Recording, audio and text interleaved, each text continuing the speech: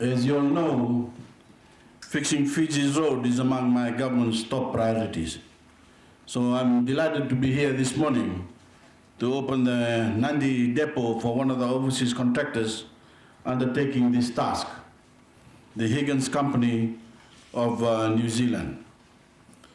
Fixing Fiji's road is in the hands of Higgins in the west, Fulton Hogan and Highway Stabilizers in the Central Division, and Blacktop in the north. All are New Zealand companies with strong reputations. For their part, Higgins has hit the ground running. To fulfill its contract for the next 4 years, they have brought a large number of road maintenance vehicles into Fiji and established depots in Rakiraki, Tabua, Ba, Lotoka and Singatoka, as well as here in Nandi. I'm especially pleased to note the work that has been done so far has included reopening or rebuilding roads into a string of isolated areas.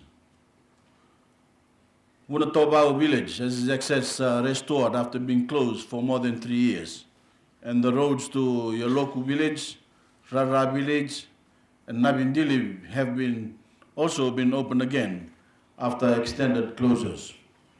Yes, it's taking time to attend to every job. The neglect, the inefficiency, and corruption of previous years cannot be fixed overnight. But the work that was so badly needed has begun in earnest, and we're all starting to see the results. However, we expect to see even greater results in the next few months.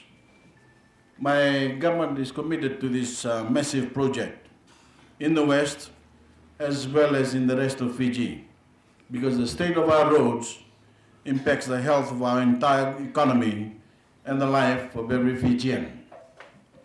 That's why my government announced the single largest spending initiative in Fiji's history, $420 million to maintain, to repair, to upgrade and build roads and bridges.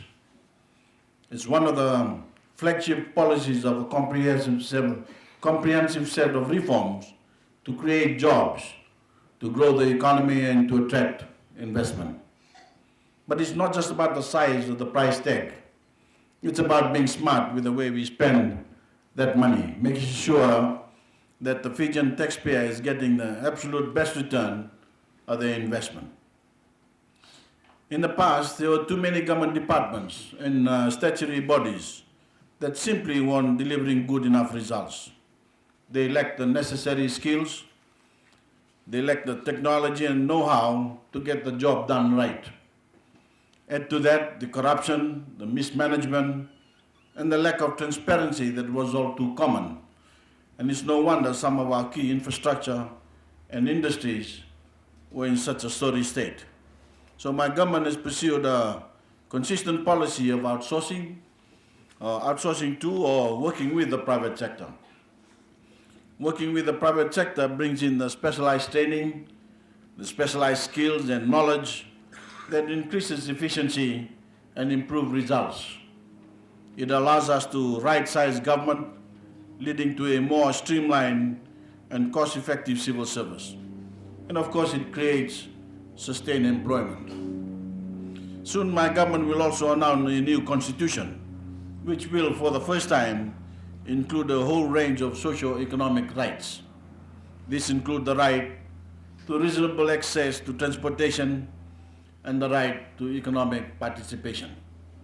If we want to ensure that Fijians can fully enjoy these rights, we need good roads so that people can transport their goods, their produce, and their services, so that children can easily travel to school and the sick can easily travel to the hospital.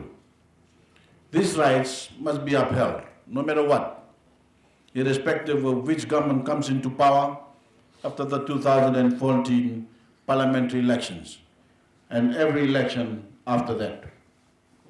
With those few words, it's now my great pleasure to formally open the Nandi depot this morning to accommodate the Higgins staff and operations team, and which will ensure that they deliver the best of what is expected of them.